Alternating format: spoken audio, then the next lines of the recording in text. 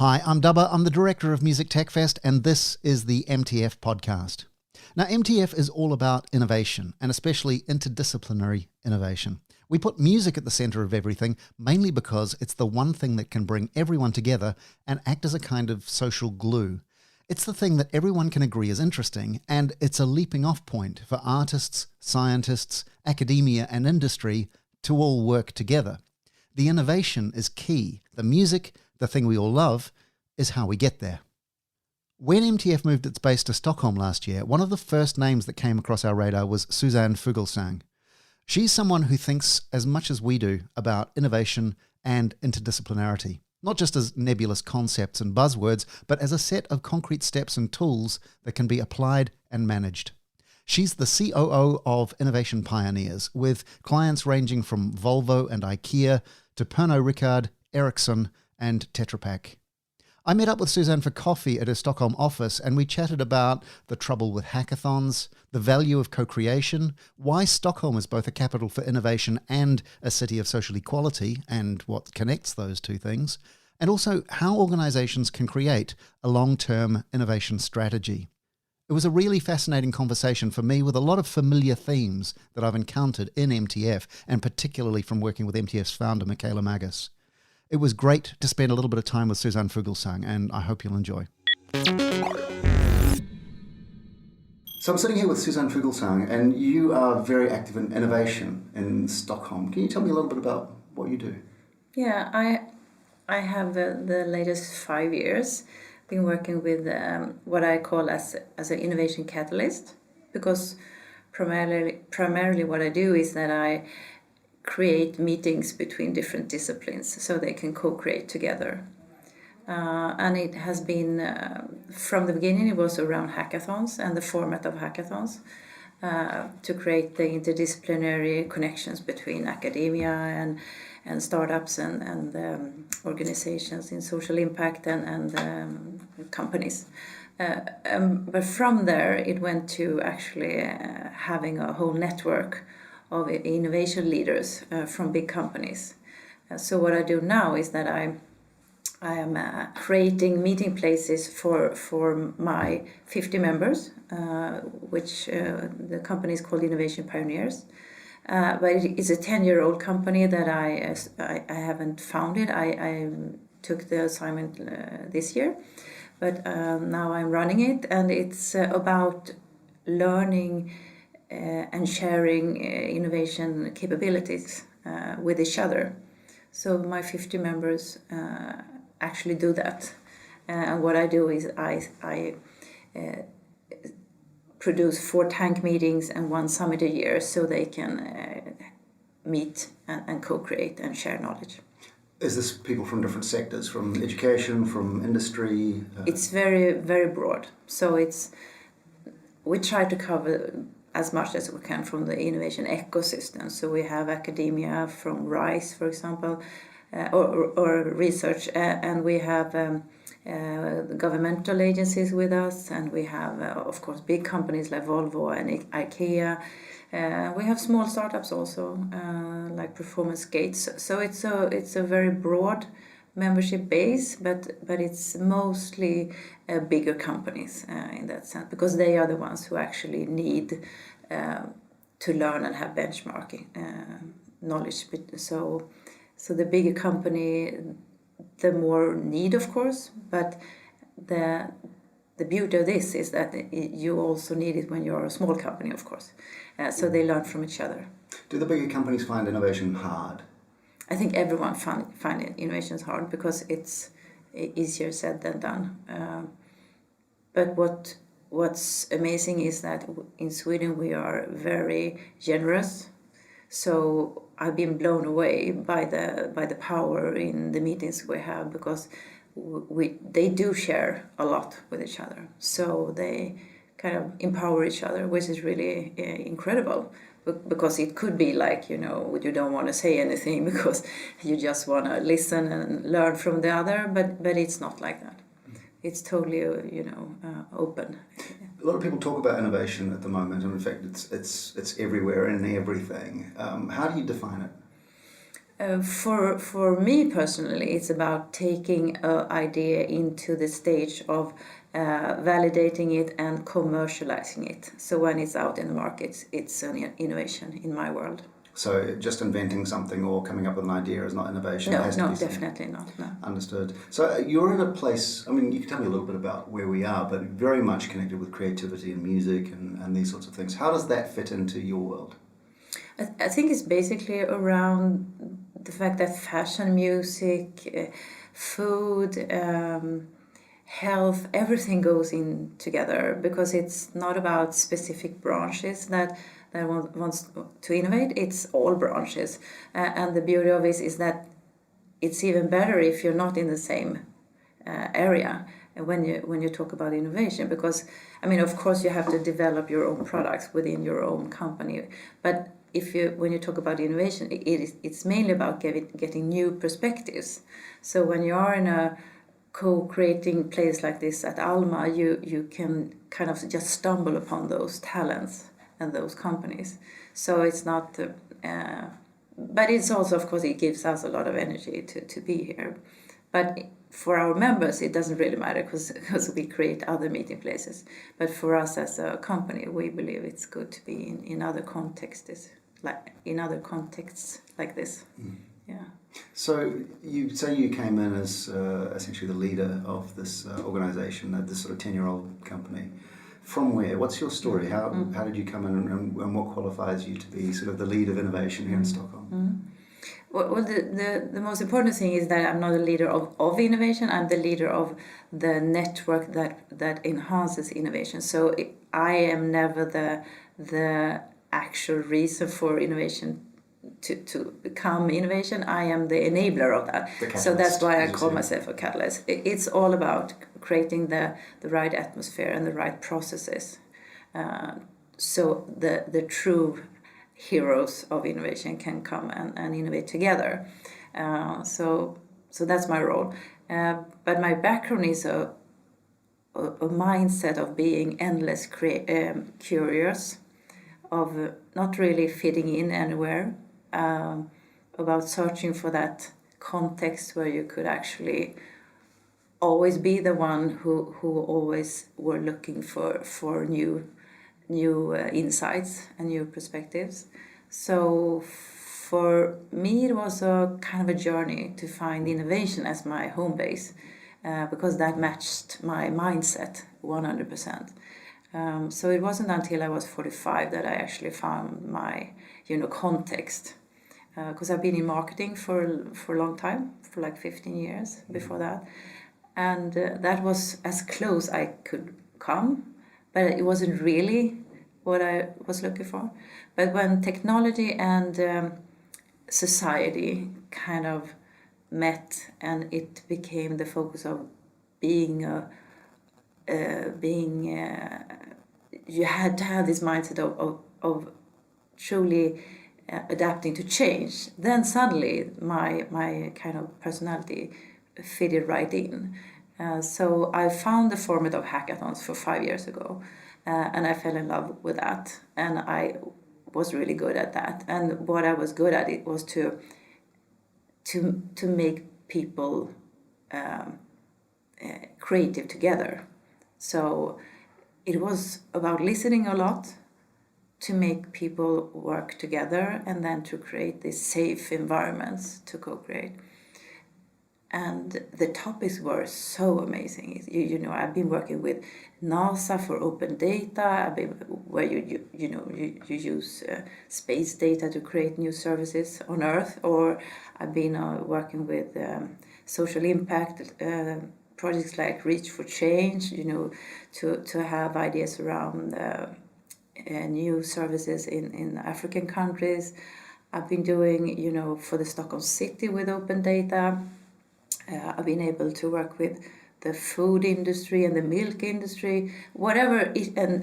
I did a brainathon where we work with the brain research from the big what do you say? It's called GIH. It's I don't know the English name for it, but it's the university where you get to be a gymnastic teacher and stuff like that. So the topic has been amazing, and I learned so much. And it's all about creating a better society.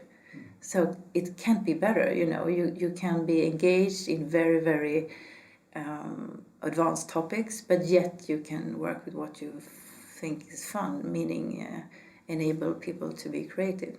One of the criticisms of hackathons is often that people sit around, they do 24 hours and they drink all the Red Bull and they have a good time and they invent really amazing things, but when they're finished, the projects get left on the floor, they go off to the pub and congratulate themselves on how clever they are, but nothing happens. And you were saying that to you, innovation doesn't happen until it becomes a real product. How do we address the gap between Well, I think because it's so good that you asked that question, because one of the most annoying things I know is people talking about hackathons that haven't really either been on one or understands how the process is used, how it's used nowadays.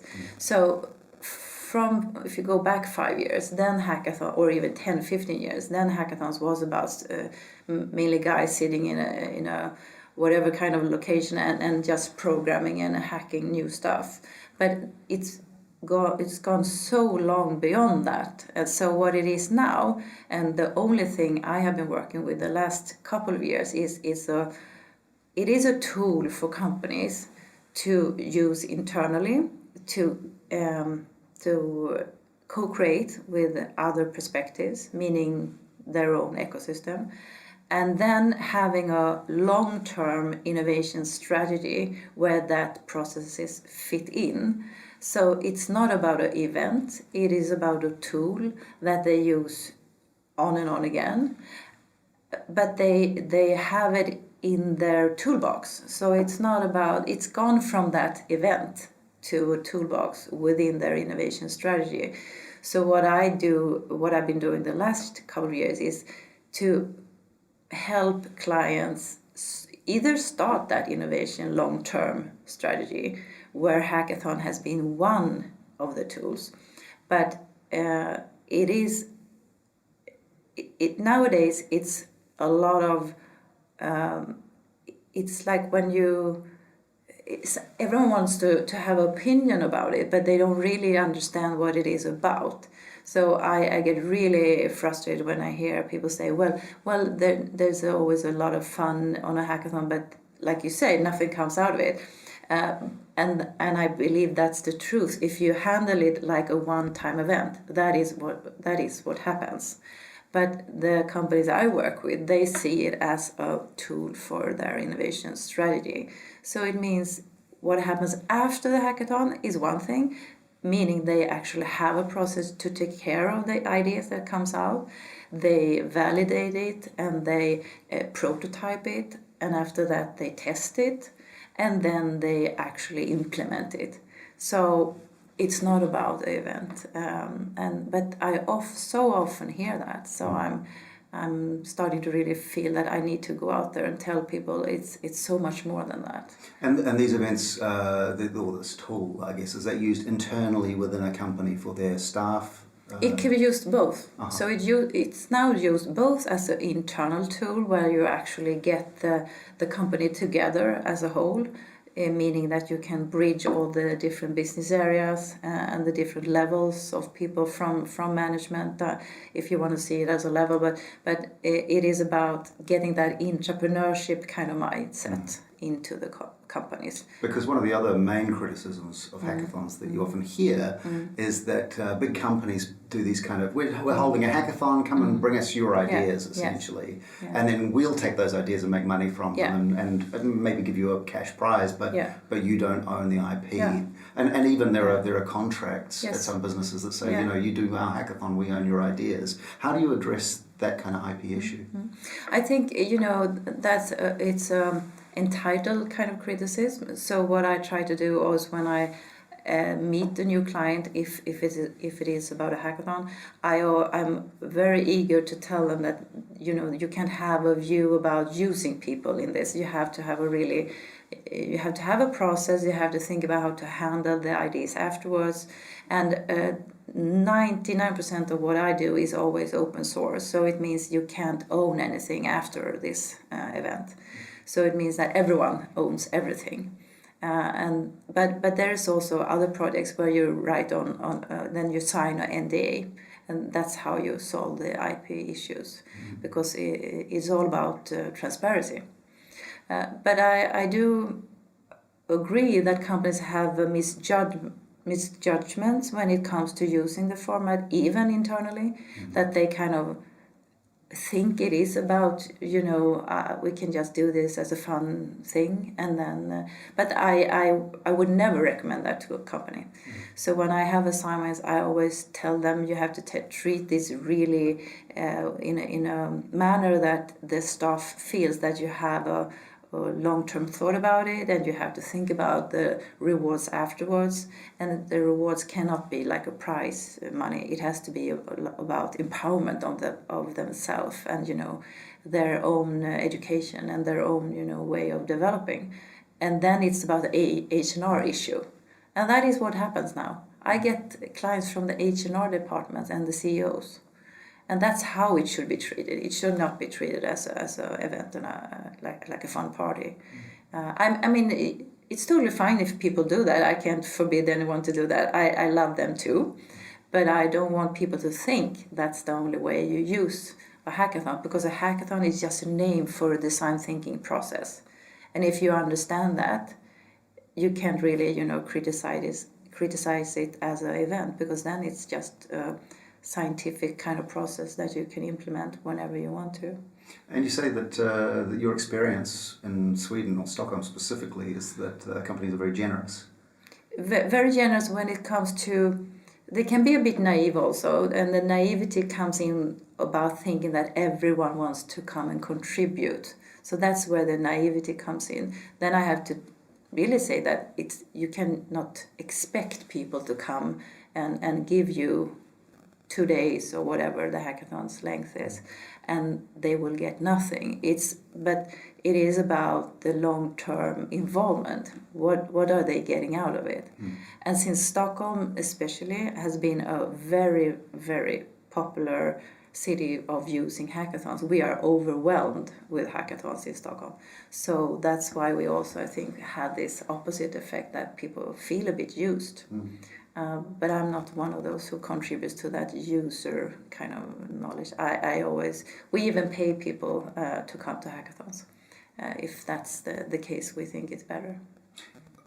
What is it about Stockholm? Because Stockholm has two reputations on this category. One is that it's the innovation capital of the Western world. And the other one is that their slogan is a woman's place, that it's a very gender equal and it's welcoming and thinks about these things like diversity and equality and those sorts of things. What is it about Stockholm that makes it possible? Where does that come from? I think the easy answer to that is that we have a culture of, we are not a hierarchical society.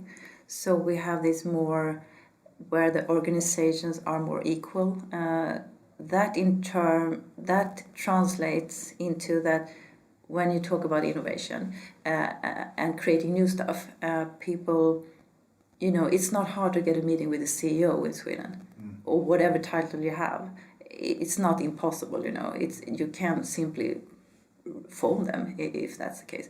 But for example, I have experience from working with South Korea where it's impossible to even, have a talk with a CEO.